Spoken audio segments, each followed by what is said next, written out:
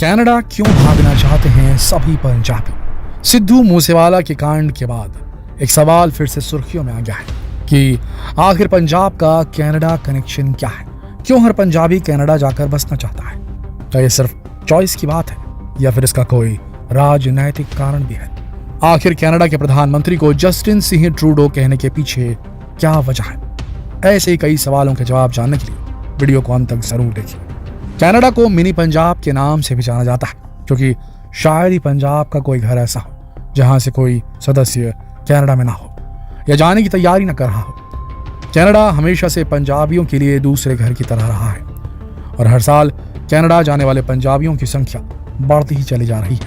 अगर आंकड़ों की बात करें तो 1981 में कनाडा की कुल आबादी का 4.7% माइनॉरिटी कम्युनिटी के थे, जिसमें सबसे बड़ी संख्या पंजाबियों की थी।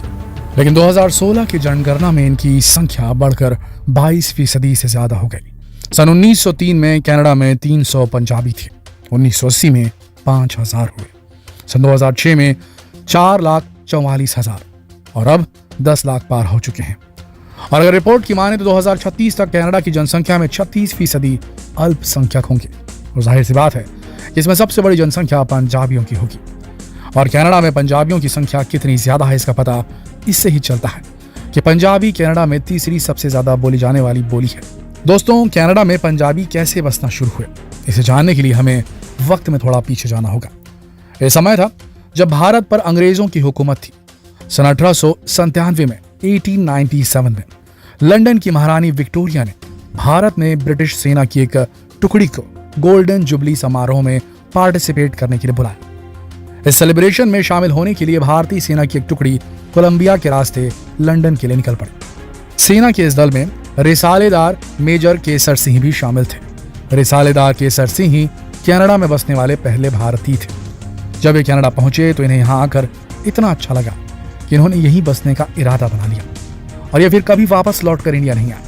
और इनके जो साथी इंडिया वापस लौटे उनसे इन्होंने अपने परिवार और समाज के लोगों के पास संदेशा भिजवाया जिसमें उन्हें यहाँ आकर बसने का न्योता दिया जाए। वापस लौटने वाले सिपाहियों ने कनाडा के बारे में काफी अच्छी बातें साझा की, जिसके चलते कई लोग प्रभावित होकर कनाडा जाकर बसने के लिए तैयार हो गए और आने वाले केवल कुछ ही सालों में कई भारतीय कनाडा जाकर बस चुके थे। जाहिर सी बात है कि इनमें 90% से ज्यादा संख्या सिखों की थी और तब से लेकर आज तक कनाडा पंजाबियों की पहली पसंद बना हुआ है। और बदलते समय के साथ कनाडा जाकर बसने वाले भारतीय सिखों की संख्या बढ़ती ही जा रही है। लेकिन ऐसा नहीं है कि कनाडा में पंजाबियों को कभी कोई परेशानी का सामना नहीं करना पड़ा। उनके यहाँ बसने की राह कभी भी इतनी आसान नहीं रही। जब यहाँ पंजाबियों की संख्या बढ़ने लगी तो सरकारी नौकरियों में इनकी संख्या को लेकर विवाद शुरू हो गया और सन 1970 का दशक आते आते पंजाबियों पर नस्लीय हमले शुरू हो गए। इसके बाद कनाडा में पंजाबियों को आने से रोकने के लिए बड़े कानून और कड़े कानून बनाए गए। जैसे कि अगर कोई भारतीय कनाडा आता है तो उसे तभी एंट्री मिलेगी जब उसके पास $200 होंगे, जबकि उस वक्त यूरोपियन अगर कोई कनाडा जाता तो उसके लिए राशि महज एंट्री जो फीस थी समझ लीजिए वो लगभग $25 थी। लेकिन पंजाबी हमेशा से अपनी लगन और कर्मठता के लिए जाने जाते हैं। उन्होंने अपनी राह में आने वाले हर मुश्किल को पार किया और कनाडा में आकर अपना एक छोटा सा भारत या कहें मिनी पंजाब बसा लिया। उन्होंने यहाँ आकर खेती करनी शुरू की, व्यापार धंधों में हाथ आजमाए, कई गुरुद्वारों का निर्माण करवाया। सन 1960 के दशक से कनाडा में प्रवासी नागरिकों को लेकर बनाए गए नियमों में ढील दी गई, जिसके बाद पंजाबियों का यहाँ आकर बसना और आसान हो गया और अब कनाडा में भारत के दूसरे कोनों से भी लोग आकर बसने लगे। लेकिन इसके बाद भी सबसे ज्यादा संख्या पंजाबियों की ही रही। कनाडा आने वाले पंजाबियों ने यहाँ हर फील्ड में अपने झंडे गाड़े, यहाँ तक कि यहाँ की राजनीति में भी उनका प्रभाव साफ नजर आता है।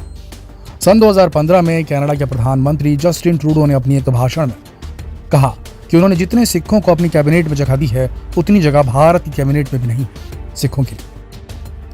कनाडा में पंजाबियों के प्रभाव का अंदाजा इस बात से भी लगा सकते हैं कि वहां के हाउस ऑफ कॉमन्स के लिए भारतीय मूल के 19 लोगों को चुना गया है।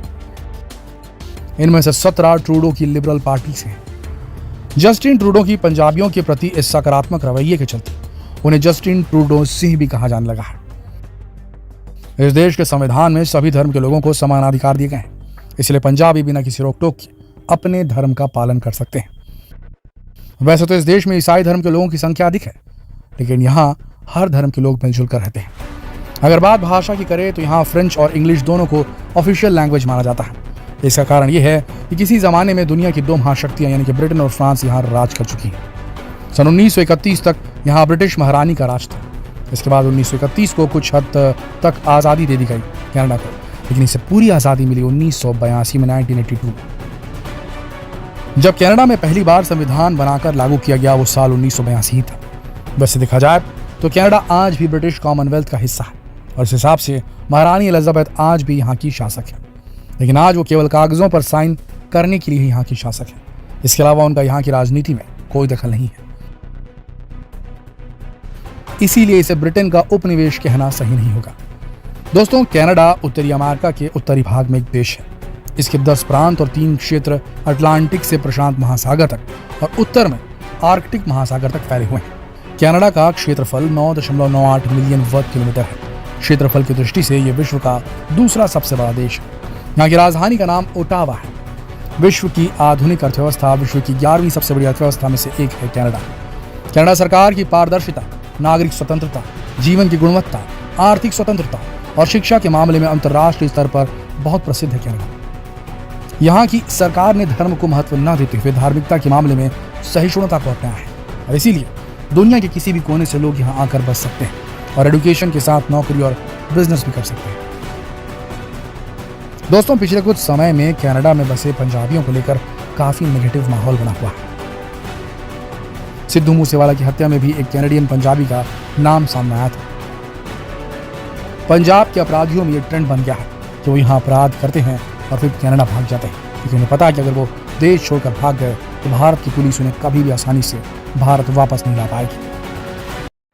इस समस्या के समाधान के लिए कनाडा और भारत दोनों की सरकारों को मिलकर काम करना चाहिए।